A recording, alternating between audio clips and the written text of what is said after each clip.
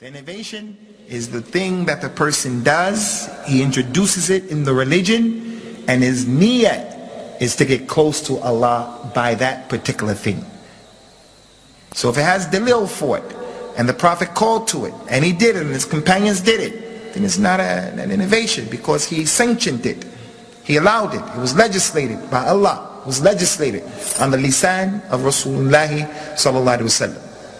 Other than that, what is not sanctioned, and people are trying to get close to Allah and it's a religion, then it is a religion. It is an innovation. Man ahdatha fi amrina hadha ma laysa minhu fahuwa radd.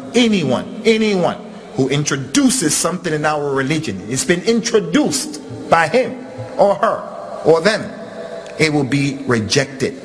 The other hadith said, Man amila amalan laysa alayhi amruna fahuwa radd. Whoever does an action that our religion is not upon that thing, it's not from our religion, it will be rejected. So the innovation, ikhwani, is that thing that the people introduce in the religion. There's no dalil for it, no proof for it, and he's trying to get close to Allah by that particular thing. It's ibadah, then this thing is the innovation. And there's no such thing as an innovation that is hasana. There's no such thing as an innovation that is okay, because of the fact that every Friday when he would give the khutbah, every khutbah that he would give, when he said the khutbah al-hajjah, he would tell the people, إِيَّاكُمْ وَمُحْدَثَاتِ الْأُمُورِ فَإِنَّ كُلَّ مُحْدَثَةٍ بِدْعَةٍ وَكُلَّ بِدْعَةٍ ضَلَالَةٍ وَكُلَّ ضَلَالَةٍ فِي النَّارِ. That's clear in the Arabic language. Beware, you people. In the latter times, not during my time, because anyone who does something, I'm going to correct it. Innovations happened during his time, and he corrected. The lady was trying to get close to Allah by praying in his masjid, and she had a rope. Whenever she got tired, she just hung on to the rope. He said, whose rope is that? They said, this is the rope of so-and-so, Ya Rasulullah. He said, tell her to take it down. Inna Allah la yamillu hatta tamillu. Allah will not become bored until you become bored. He doesn't want that from you. That companion was standing in the sun, standing up in the sun. They said, who was that? Prophet said, who was that? They said, that's Abu Israel, Ya Rasulullah. What is he doing? They said, he took an oath to stand in the sun and not to speak and to fast all day. The Prophet told the people, sallallahu alaihi wasallam, when he saw that innovation, doing that to get close to Allah, standing in the sun, I'm not speaking to anyone. Why? Because the Prophet took a long time of not speaking.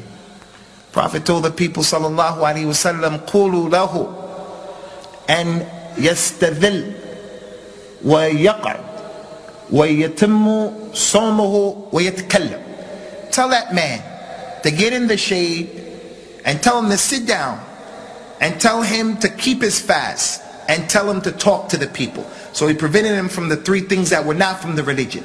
Not talking to the people. What happens if the man says, Hachoo, Alhamdulillah? I just look at him. So I took an oath. I sneeze. I don't say Alhamdulillah. That's not from our religion. Tell him to talk. Assalamu alaikum. Tell him to sit down. Tell him to get in the shade. But tell him to keep fasting. Because I legislated that. Okay? So the innovation at Khwani during the time of the Prophet ﷺ, he stopped it.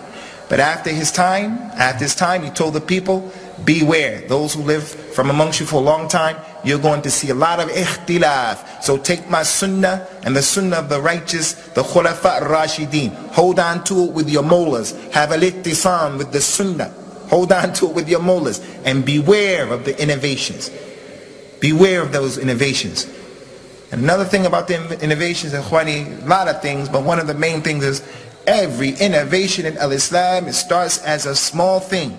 All of them, they start off small, and then they grow into something big. That's the nature of the innovation.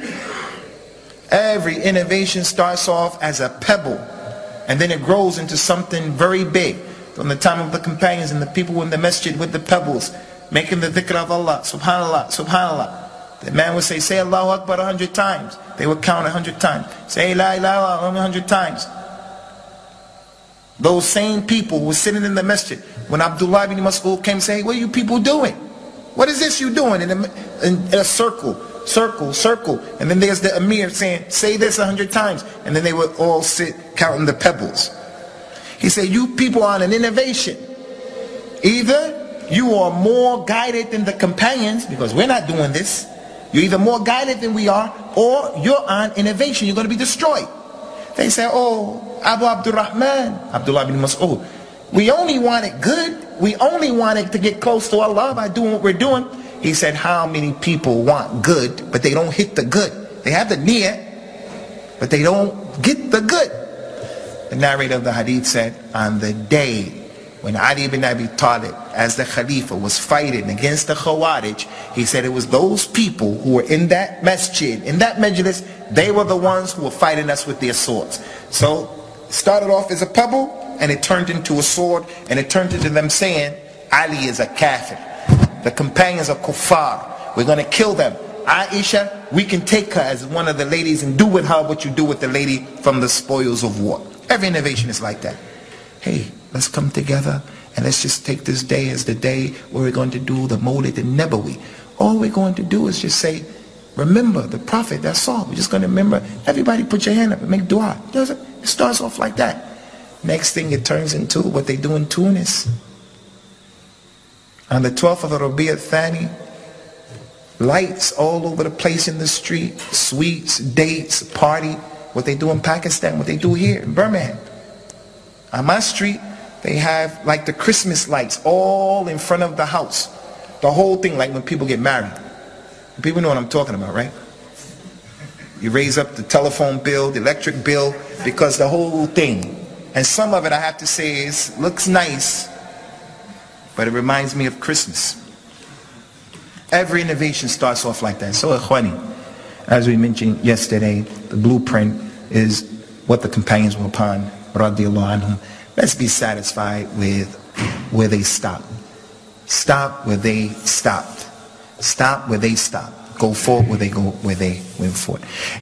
This is not an issue, Ikhwani, of people being tough and rough and closed, but in the ibadat of al-Islam, in order not to be like Ahl al-Kitab, the scholars were very careful about these issues.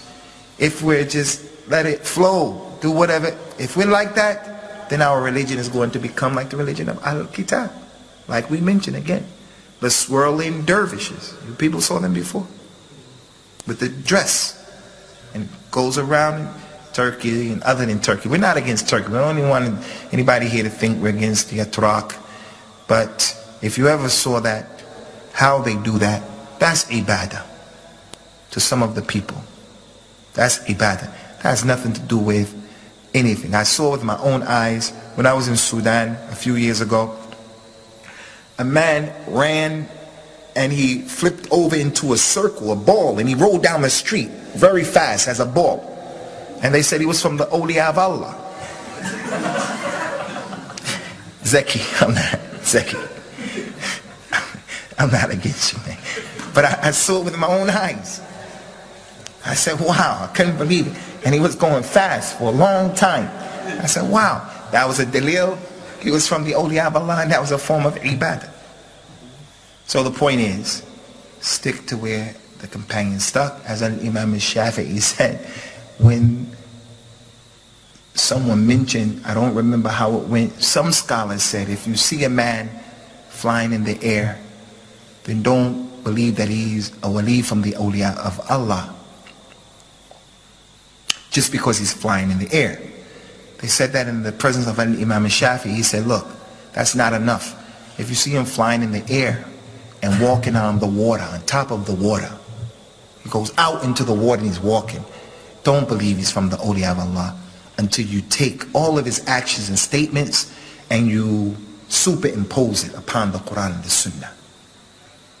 He's walking on water and he's flying in the air, but he doesn't pray. He's walking on water and he's flying in the air and he slaughters for other than Allah. He's walking on water and he's flying in the air and he's opposed to the Sunnah. He's not from the awliya of Allah. It's trickery, it's from shaitan, it's from the Dajjal. Something is going on.